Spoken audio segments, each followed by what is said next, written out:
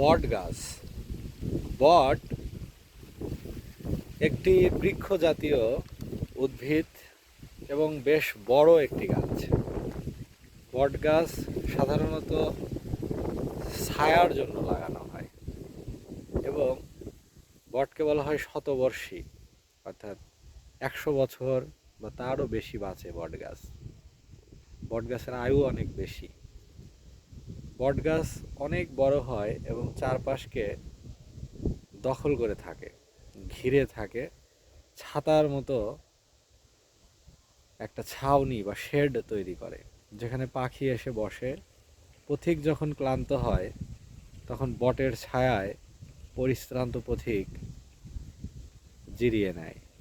এটা আশ্রয়ের প্রতীক। বট হচ্ছে নিরাপত্তার প্রতীক।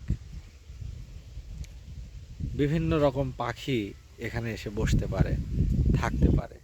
এটা হতে পারে পাখিদের বসার জন্য বা থাকার জন্য একটি আদর্শ জায়গা। কারণ বটবৃক্ষ তো অনেক বড় হয়, এখানে উঠে তাদের বাসা আক্রমণ করবে, তাদের নিরে হানা দেবে, সেই সম্ভাবনাটা কম। এজন্য যেগুলো উঁচু গাছ, বড় গাছ, সেগুলো পাখির জন্য হতে পারে অভয় আশ্রম।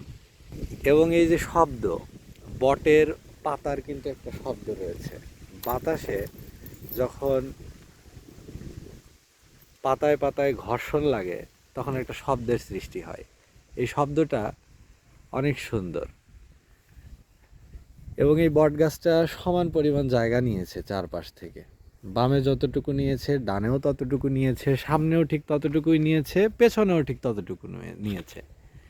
বেশ অনেকগুলো ডালপালা ছড়িয়ে ছিটিয়ে গেছে এবং সমান পরিমাণ জায়গা নিয়েছে। এই যে, এবং রাস্তার একদম মাঝখানে, এই যে এখানে একটা কাঁচা রাস্তা, এইদিকে একটা রাস্তা, আর এই যে বট গাছটা হেলে কত দূর পর্যন্ত জমির মাঝখান বরাবর গিয়ে জায়গা দখল করে আছে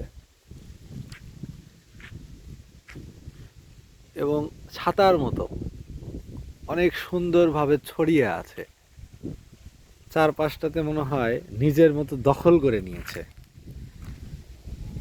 কত সুন্দর একটা মানে গাছের স্ট্রাকচারটা, যে এখানে শুরুতেই গাছটা বিভিন্ন দিকে ভাগ হয়ে গেছে, অনেকগুলো ডাল। এই যেখানে একটা, একটা, দুইটা, তিনটা, চারটা, ওই পাশটাতেও রয়েছে অনেক বড় বড় ডাল বিভিন্ন দিকে ছড়িয়ে গেছে। এটি এই গাছের একটি বিশেষত্ব। এবং ঠিক রাস্তার মাঝখানে, রাস্তার পাশে যদিও, কিন্তু তার আধিপত্যে রাস্তাটাই মনে হয় সংকীর্ণ হয়ে গেছে, অনেকখানি চলে এসেছে এই দিকটাতে এবং বেশ শক্তভাবে আঁকড়ে ধরে আছে।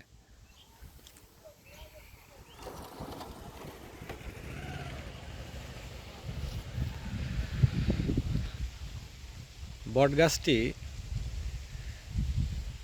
খুব জোরালোভাবে মাটিকে আঁকড়ে ধরে আছে এবং মাটি থেকে একটু উপরে উঠেই নিজেকে ছড়িয়ে দিয়েছে দিক বেদিক। নিজেকে বামে ছড়িয়ে দিয়েছে, ডানে দিয়েছে, পিছনে দিয়েছে, সামনে দিয়েছে।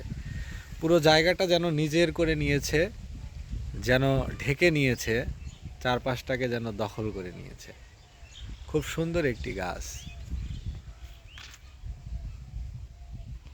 এই যে বাতাস যখন বইছে তখন এই বাতাসের একটি শব্দ, বাতাসের সাথে পাতার ঘর্ষণে একটি শব্দ, এই শব্দটি অনেক প্লিজেন্ট, অনেক মুগ্ধকর একটা আওয়াজ, অনেক মুগ্ধকর একটা শব্দ।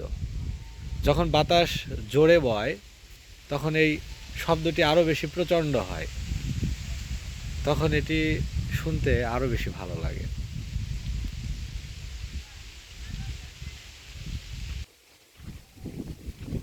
এই যে বাতাসের শব্দ, বাতাস ধীরে ধীরে প্রচণ্ড হচ্ছে এবং বটের পাতার শব্দগুলো যেন আরও বেশি প্রচণ্ড হচ্ছে, আরও বেশি তীব্র হচ্ছে।